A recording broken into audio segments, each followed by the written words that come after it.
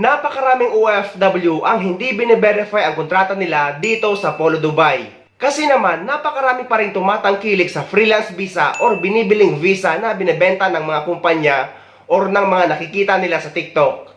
Inuulit natin guys na hindi bine-verify sa Polo Dubai ang mga freelance visa or tinatawag na own visa or tinatawag ng Polo Dubai na galing sa visa trading.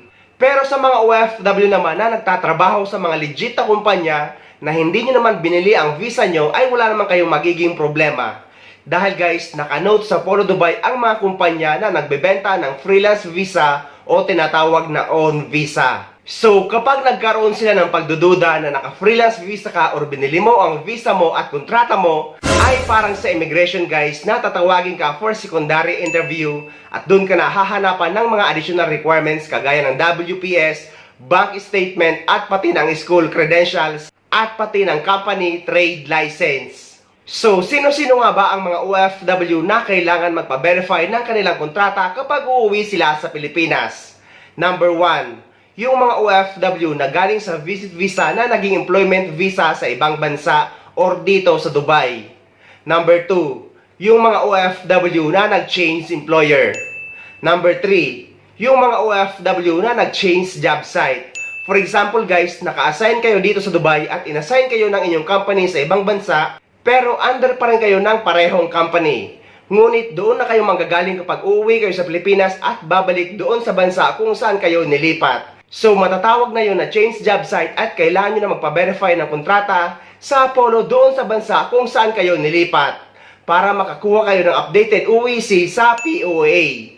Number 4, yung mga OFW na may mga any employment changes.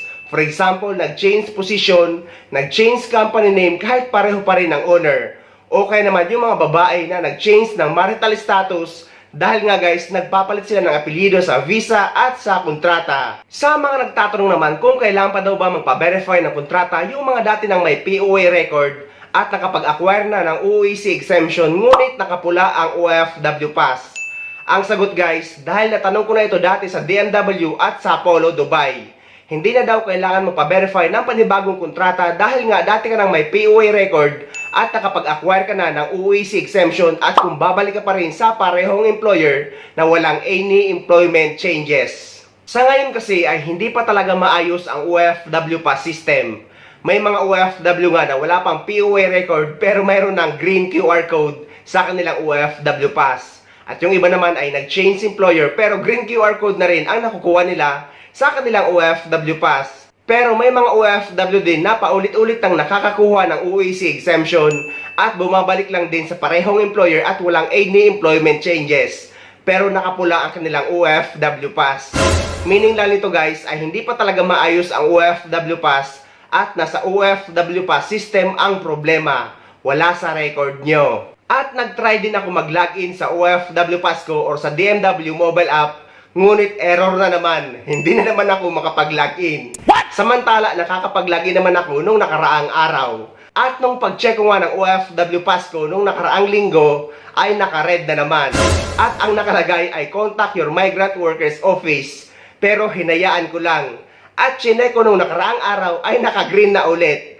So magulo talaga guys ang system ng OFW pass. At yung latest reply nga sa akin ng DMW na UEC or UEC exemption pa rin ang gagamitin ng mga OFW pabalik sa ibang bansa. Hindi pa pwede gamitin ang OFW pass dahil nga hindi pa ito fully operational at marami pang ginagawang improvement sa DMW mobile app. So sa mga OFW na nangangailangan ng Polo verified contract at sa Polo Dubai kayo magpapa-verify, ito ang mga requirements na kailangan nyong gawin or kailangan nyong dalhin. Napaka-basic lang guys. Number 1, ang inyong valid contract. Number 2, ang inyong valid passport. Number 3, ang inyong valid visa.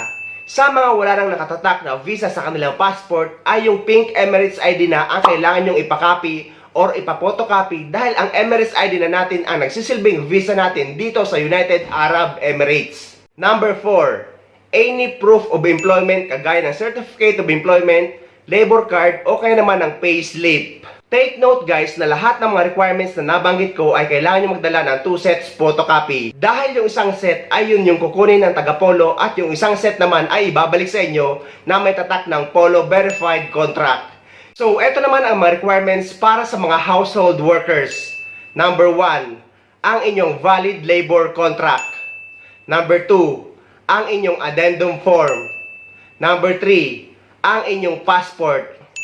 Number 4, ang inyong visa. So pareho lang guys, kapag wala nang nakatatak na visa sa passport nyo, ay yung copy ng Emirates ID nyo ang dadalhin nyo sa Polo Dubai. Dahil nga ang Emirates ID na natin ang nagsisilbing visa natin dito sa buong United Arab Emirates. At sa mga nangangailangan ng mga downloadable forms kagaya ng Certificate of Employment, Addendum Form, at ng sworn statement. Ilalagay ko sa description ng video na ito guys para ma-download nyo anytime. At sa mga wala naman makuhang appointment slot, dahil nga laging walang slot sa Polo Dubai, ay allowed kayo mag-walk-in 1 day before flight nyo pa uwi sa Pilipinas. Dalhin nyo lang ang inyong ticket at ang inyong kompletong requirements. So ayun guys, sana may nakuha kayong idea at sana nakatulong ang video na ito sa inyo. At sa mga hindi pa dyan nakasubscribe sa channel ko, please don't forget to subscribe my YouTube channel and please click the notification bell para lagi kayong updated sa mga upcoming videos na gagawin ko tungkol sa mga updates sa ating mga OFW. Mula dito sa Dubai, maraming salamat. See you next time!